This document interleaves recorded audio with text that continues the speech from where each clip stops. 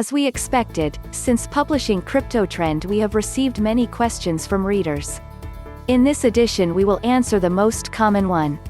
What kind of changes are coming that could be game changers in the cryptocurrency sector?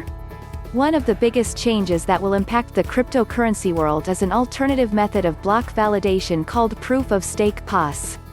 We will try to keep this explanation fairly high level, but it is important to have a conceptual understanding of what the difference is and why it is a significant factor.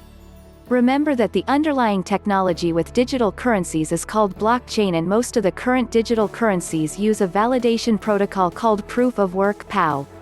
With traditional methods of payment, you need to trust a third party, such as Visa, Interact, or a bank, or a check clearing house to settle your transaction.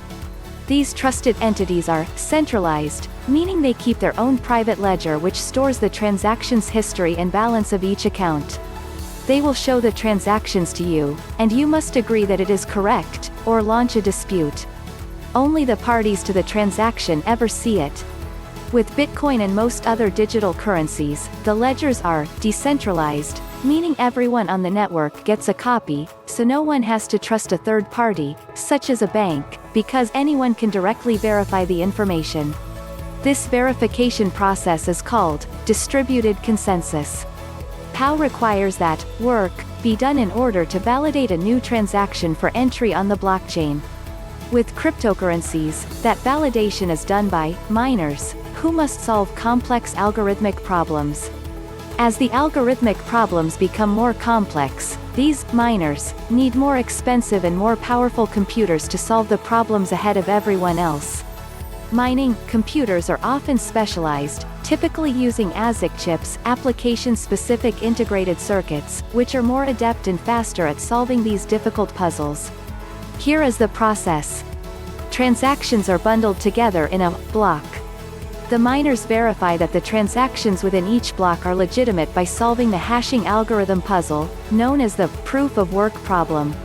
The first miner to solve the block's proof of work problem is rewarded with a small amount of cryptocurrency. Once verified, the transactions are stored in the public blockchain across the entire network. As the number of transactions and miners increase, the difficulty of solving the hashing problems also increases.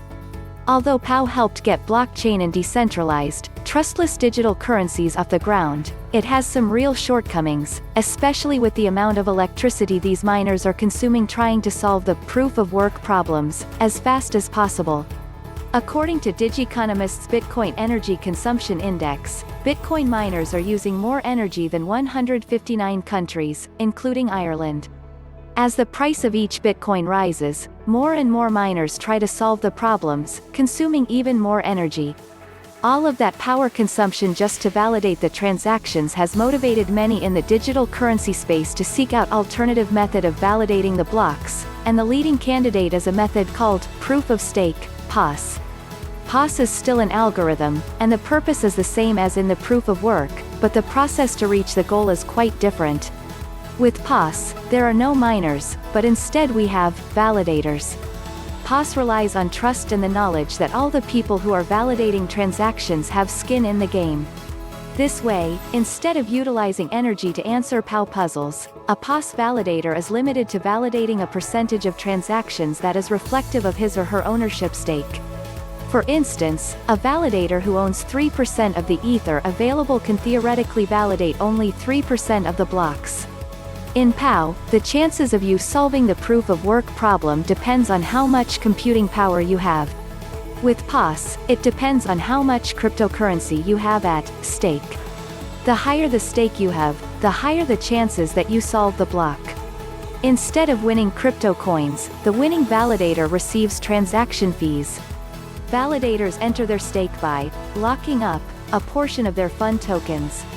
Should they try to do something malicious against the network, like creating an invalid block, their stake or security deposit will be forfeited. If they do their job and do not violate the network, but do not win the right to validate the block, they will get their stake or deposit back. If you understand the basic difference between POW and POS, that is all you need to know. Only those who plan to be miners or validators need to understand all the ins and outs of these two validation methods. Most of the general public who wish to possess cryptocurrencies will simply buy them through an exchange, and not participate in the actual mining or validating of block transactions. Most in the crypto sector believe that in order for digital currencies to survive long-term, digital tokens must switch over to a POS model. At the time of writing this post, Ethereum is the second largest digital currency behind Bitcoin, and their development team has been working on their POS algorithm called Casper over the last few years. It is expected that we will see Casper implemented in 2018, putting Ethereum ahead of all the other large cryptocurrencies.